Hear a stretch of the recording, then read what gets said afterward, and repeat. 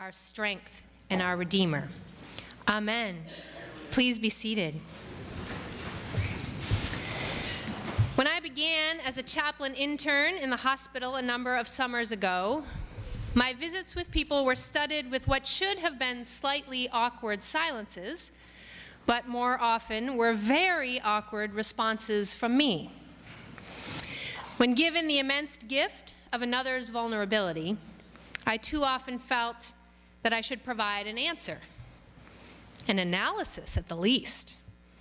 At the best, that categorization itself to the head banging of my supervisor, an inspiring theological framework from which they could make meaning from their suffering.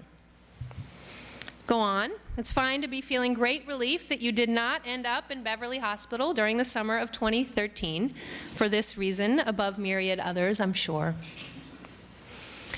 By the end of the summer, I, very thankfully for all involved, had realized the error of my thinking and had learned what I have experienced so far as the most powerfully transformative pastoral and personal words to the vulnerability of another and of myself. You are God's beloved, and in you, God is well pleased.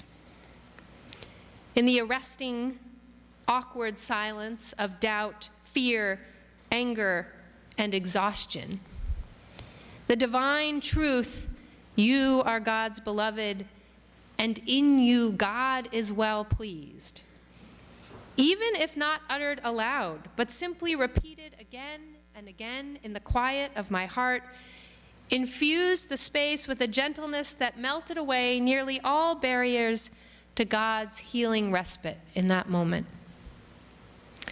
The fact that this gentle truth could accomplish such immensity, could tunnel to the depths of the one being claimed by its certainty, was astounding to me, especially after I experienced it myself. Someone said it to me very recently. I wasn't in the midst of a personal crisis or even particularly stressed out. Yet even still, in the middle of the intensity that is so often just living life, those words arrested me. I paused and then burst into tears. I wasn't crying out of sadness. I don't even think I was even crying out of joy. I was crying as an outpouring of the wave of peace and gratitude which overtook me, so tenderly forceful, a paradox I still can't quite wrap my head around. That peace emptied out all that was in me except that single, complete truth of my belovedness. The gentleness of those words filled my head, reverberating off each other in a symphony of "You are my beloved, who brings me great joy."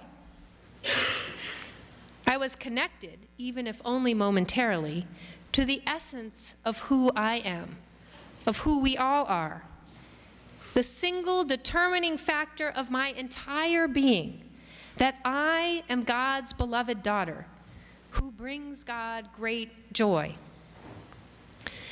The truth of our identity has been made out to seem as if it can only come to us in fiery rebellion. See adolescence for many of us.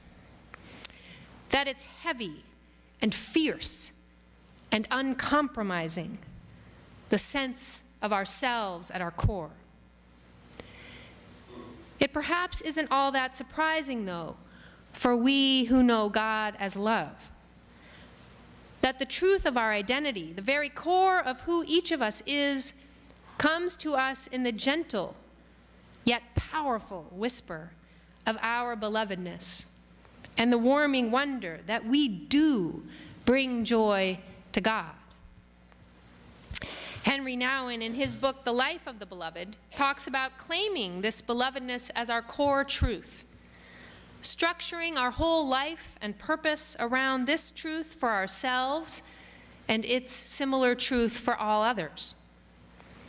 When our indisputable belovedness is the core identity from which we live, gratitude becomes our most powerful emotion, the emotion from which we approach conflict, attempt new things we've never done before, see the resources around us which others have said are so limited. Paradoxically, when we claim our own identity as God's beloved, we are freed up to live for others.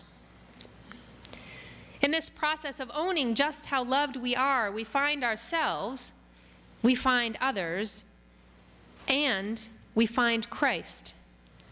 In the words of Thomas Merton, this discovery of ourselves is always a losing of ourselves, a death and a resurrection. Your life is hidden with Christ in God. The discovery of ourselves in God and of God in ourselves by a charity that also finds other people in God with ourselves is therefore not the discovery of ourselves, but the very discovery of Christ. Living in the truth of just how much joy we bring to God is, it seems to me, quite possibly salvation. Try it sometime. Simply pray, you are God's beloved, and in you God is well pleased, in the presence of another's vulnerability or your own. If the moment feels right, whisper it gently and see what happens. Whisper it to your spouse, your children, your parents, your friends, your stressed out coworkers, your struggling homebound elderly neighbor, yourself. You are God's beloved, in whom God is well pleased. Salvation, a fulfillment of our belovedness and that of every other, comes tenderly powerful and powerfully tender. All praise be to God for that. Amen.